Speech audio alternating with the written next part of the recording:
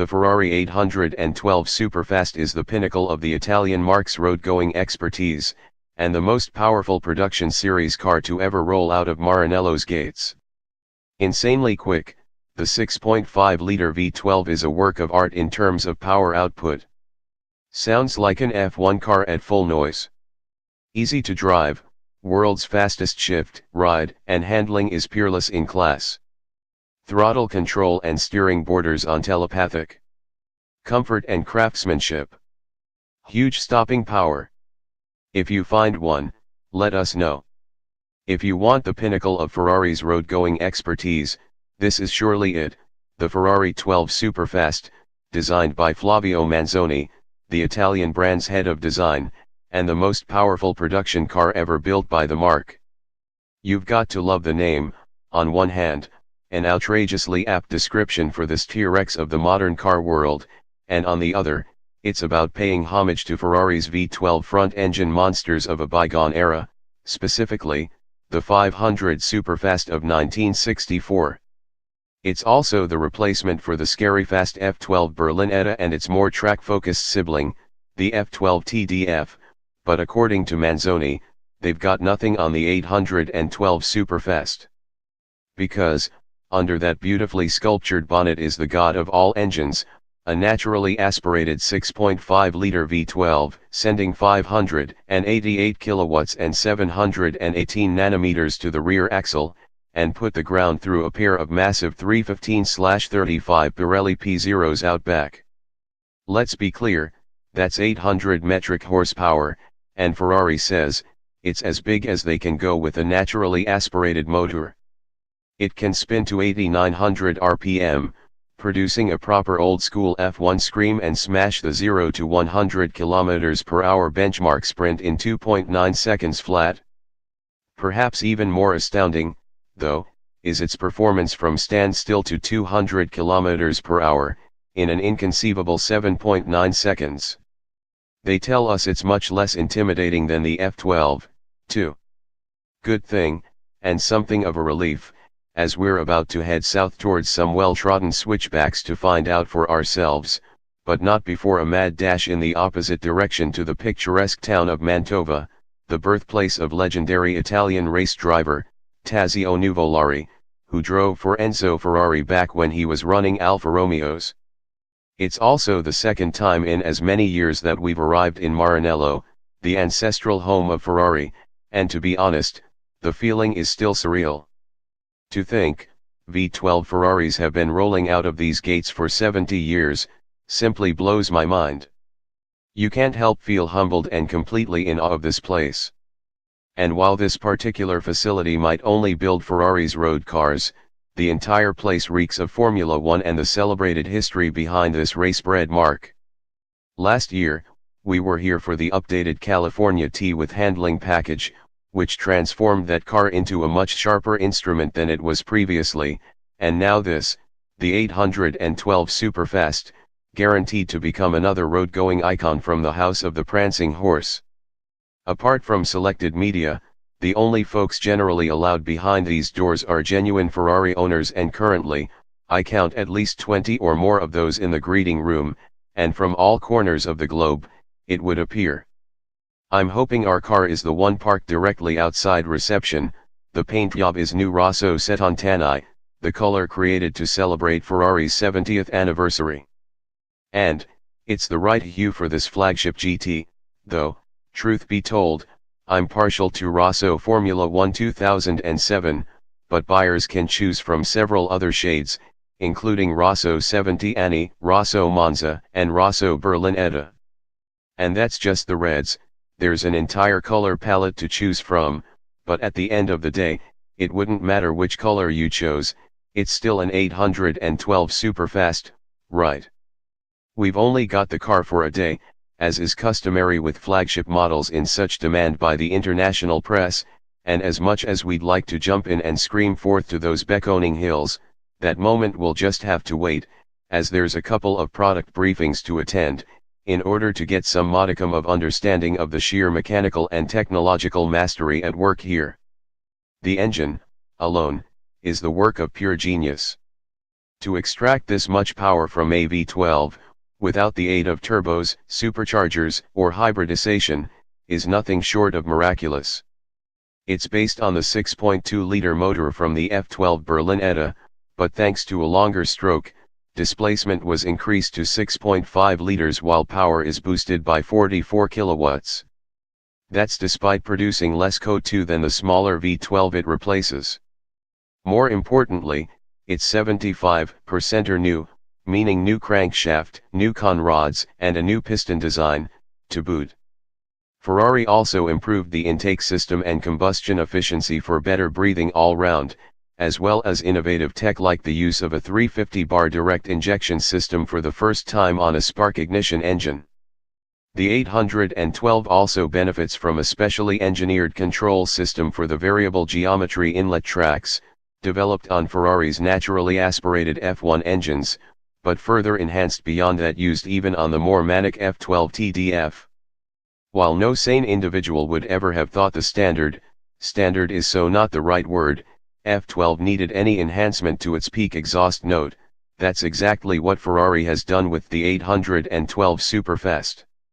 The sound from the engine compartment and the exhaust pipes has been increased and better balanced by using a 6-into-1 manifold, and, as you can imagine, it doesn't get any better. This is what a Formula One car used to sound like. And there's nothing quite like it.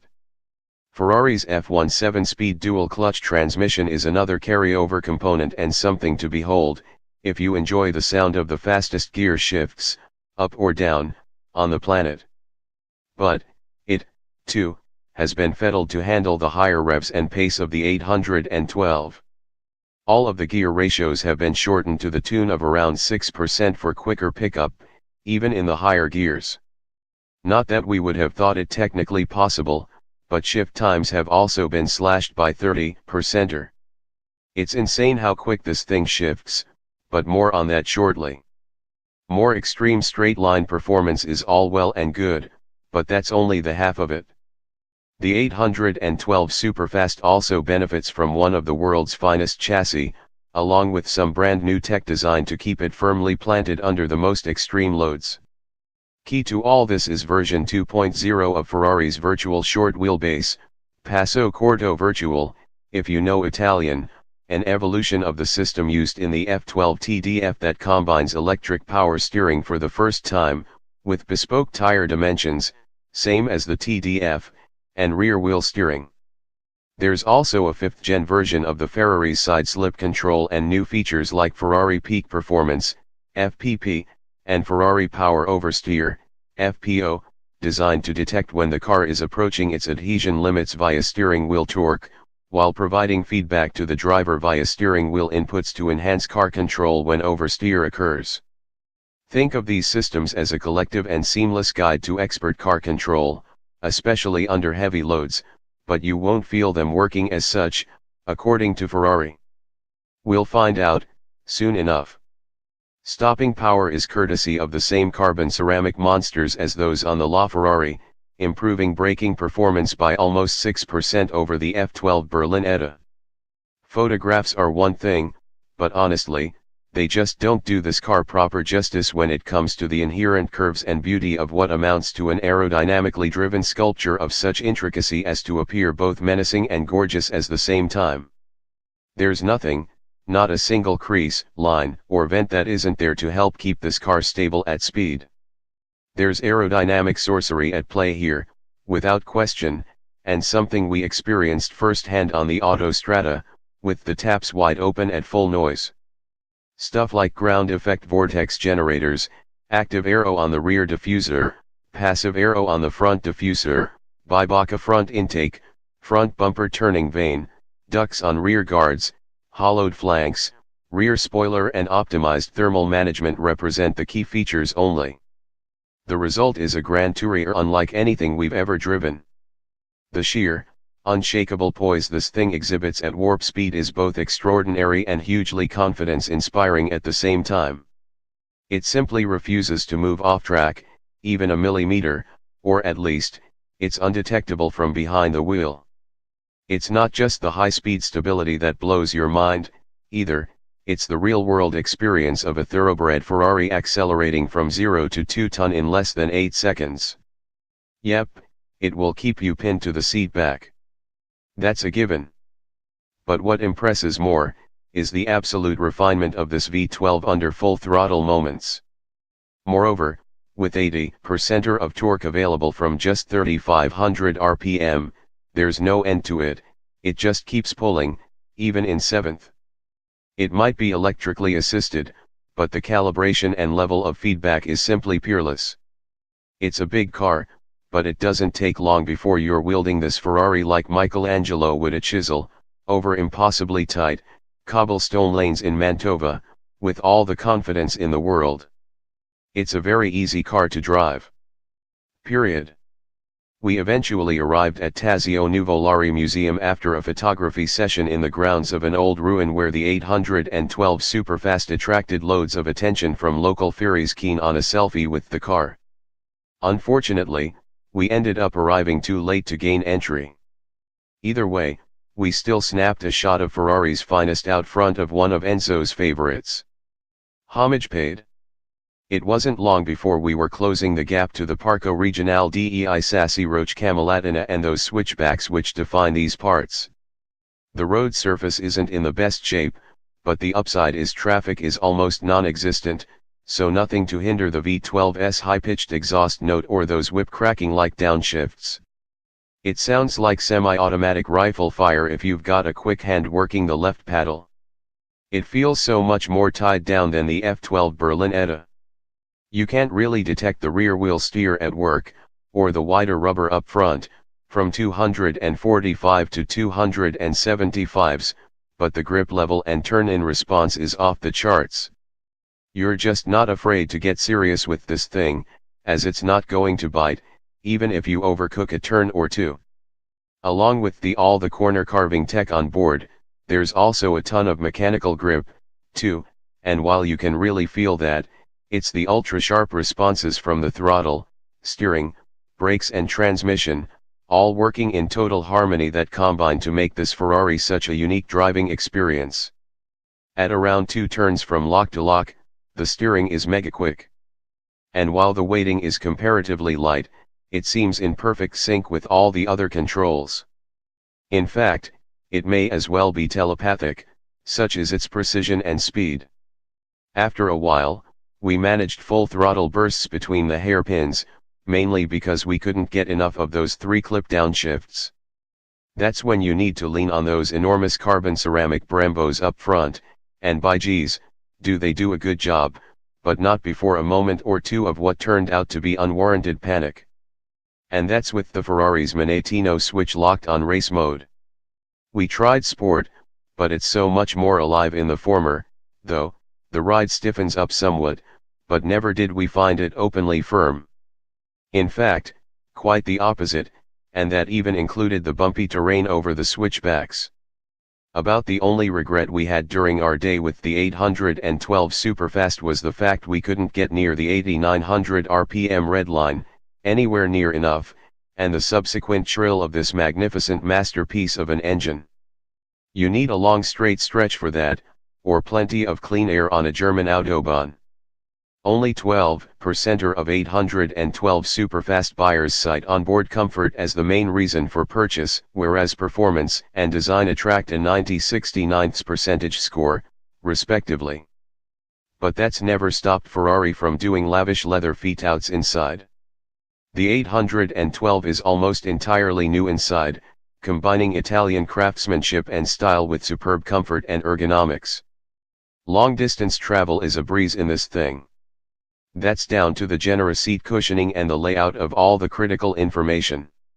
You still get a large tacho centrally mounted in the driver zone, but surrounding it are 2 smaller infotainment screens for the SAT NAV and vehicle information, so you don't have to look far to get what you need. You even get Apple CarPlay. And, like the F12, your passenger gets to see how fast you're traveling, with an RPM gauge, G-force meter and gear position in their own 8.8-inch touchscreen. It's novel, sure, but my co-driver was fascinated all the same, mostly with the speed readout. Not surprising, Practicality doesn't rate at all on the list of purchase triggers for this car, but the 812's liftback design means is actually quite roomy as the segment goes, opening up between 320 to 500 liters of boot space. It's a genuine pity that most people will never get to experience the Ferrari 812 Superfast, because it is quite possibly the best GT ever built. It's difficult to imagine how they might improve it.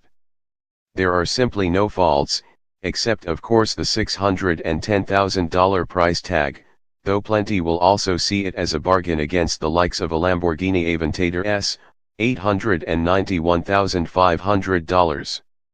Sadly, it's also likely to be the last naturally aspirated production series Ferrari ever built, as hybridization will likely power the next great Grand Tourer from Maranello.